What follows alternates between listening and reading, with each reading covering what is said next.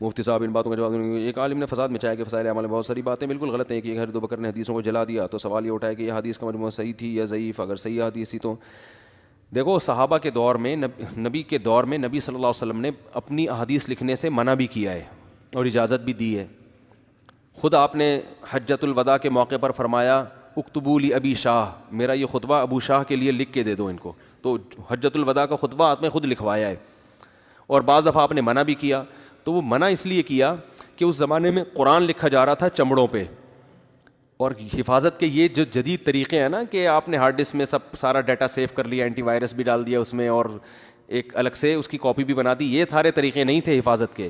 تحریروں کو چمڑوں پہ لکھا جاتا تھا، ان کو مٹکوں میں ڈال کے جمع کیا جاتا تھا، کچھ چمڑے فلاں صحابی کے پاس ہیں، کچھ چمڑے کے ٹکڑے فلاں کے۔ تو آپ صلی اللہ علیہ وسلم نے حدیث لکھنے سے اس لیے منع کیا کہ ایسا نہ ہو کہ قرآن کی آیتیں اور حدیثیں مرج ہو جائیں آپس میں، بعد میں امت میں اختلاف ہو کہ یہ قرآن ہے یہ حدیث ہے۔ تو آپ نے فرمایا کہ صرف کیا لکھو؟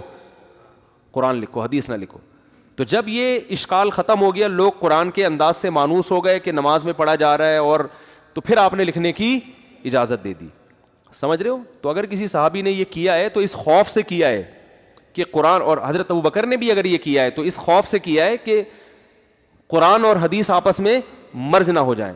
لیکن اب عمر بن عبدالعزیز رحمہ اللہ تعالیٰ کے دور میں یہ اطمینان ہو چکا تھا کہ اب قرآن اتنے لاکھوں سینوں میں محفوظ ہو چکا ہے کہ اب یہ کنفیوژن بالکل ہو ہی نہیں سکتی۔ لہذا عمر بن عبدالعزیز نے امام زہری کو اور دوسرے محدثین کو خط لکھا کہ انظر ما کان من حدیث رسول اللہ صلی اللہ علیہ وسلم فاکتبہ فانی اخاف ضیاع العلم والعلماء۔ یہ ان کے بڑے سنہری الفاظ ہیں۔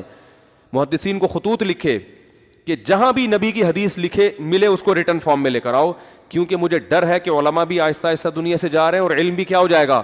ضائع ہو جائے گا، تو ریٹن میں ہونا چاہیے یہ سب کچھ۔ تو ان کے آرڈر پہ، وہ بھی خلیفہ برحق تھے، ان کے آرڈر پہ باقاعدہ لکھنے کا کام شروع کیا گیا ہے۔ اس سے پہلے بھی لکھتے تھے مگر اتنے اہتمام سے نہیں۔